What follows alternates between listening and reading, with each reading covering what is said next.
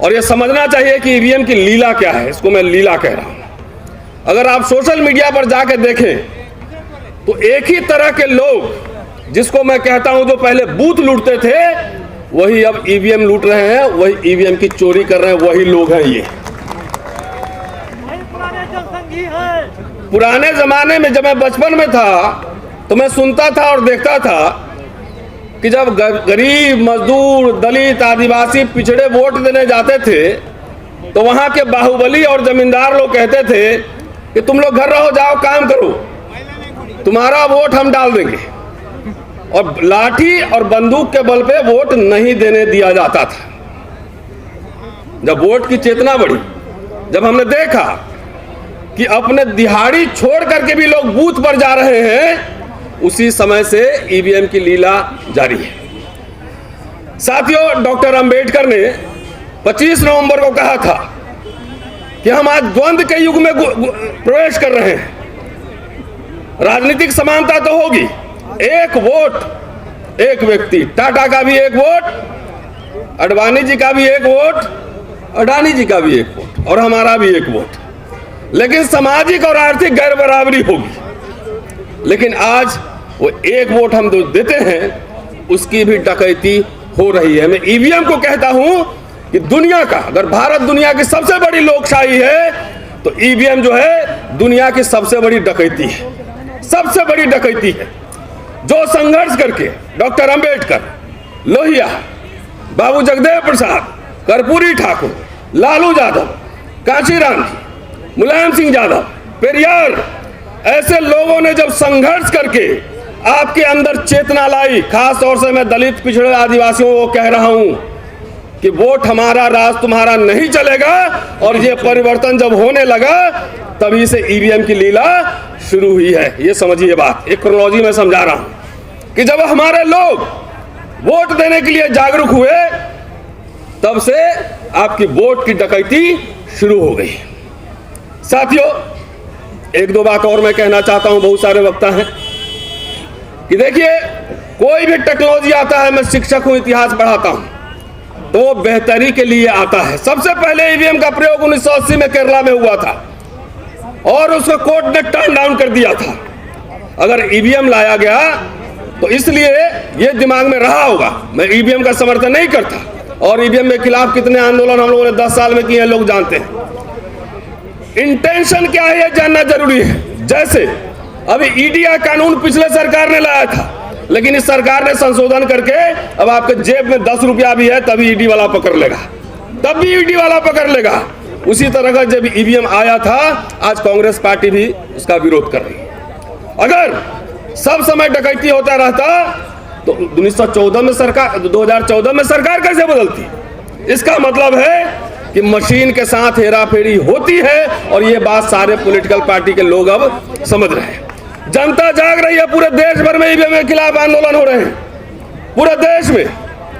मैं सिर्फ 2 प्रस्ताव रखना चाह रहा हूं कि ईवीएम जो है वो हटेगा संसद से। जब तक पीपल्स रिप्रेजेंटेशन एक्ट में बदलाव नहीं होगा तब तक ये मामला बनने वाला नहीं।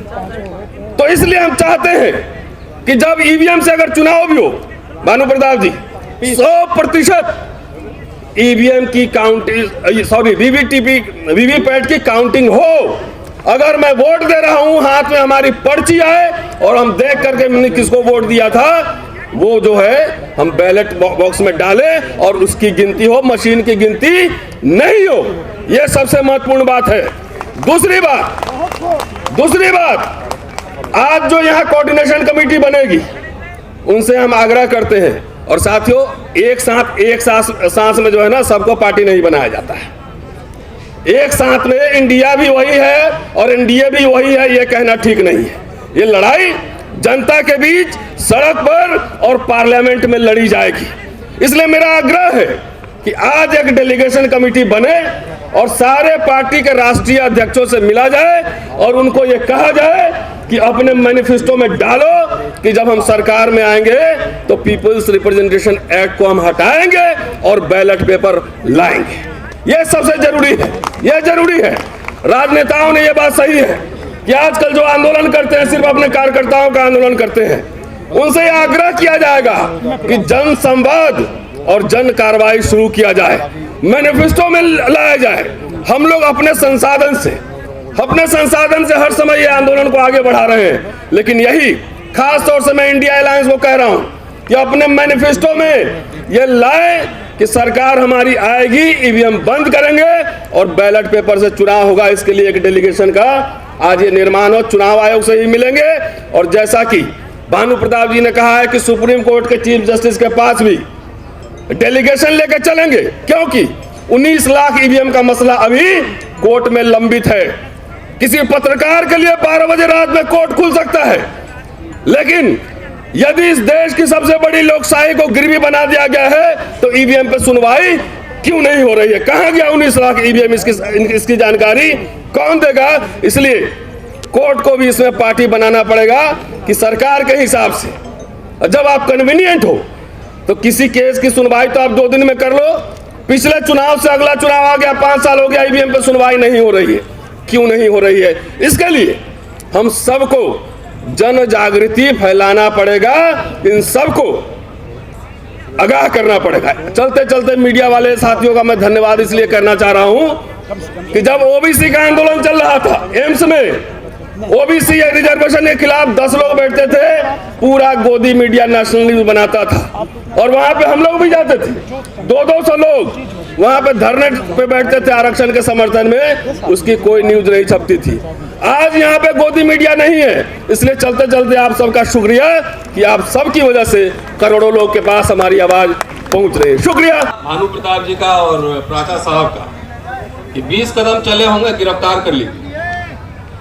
तो आज का मैं शुक्रिया इसलिए कह रहा हूं कि अगर ईवीएम की सरकार आई तो हमारे पुलिस वाले जो साथी भाई बहन हैं, अगली बार ये समझना कि अब पुलिस वीर भी आ जाएगा। एयरपोर्ट पे तो सीआईए सरहादा बदल ही चुका है। किसान वीर बनाने की योजना थी, लेकिन किसान लड़के उधर से ले लो ना, अपना अधिकार वापस। शिक्षक वीर बन ही रहे हैं। पहले पूरी तनख्वाह मिलती थी एडहॉक पढ़ाने की, अब गेस्ट लेक्चरर है वही 50 लेक्चर मिलता है, 50-60 हजार 1.5 लाख रुपए मिलते हैं। तो नंदा जी आ गई है, वहां पर देख रहा हूं उनको।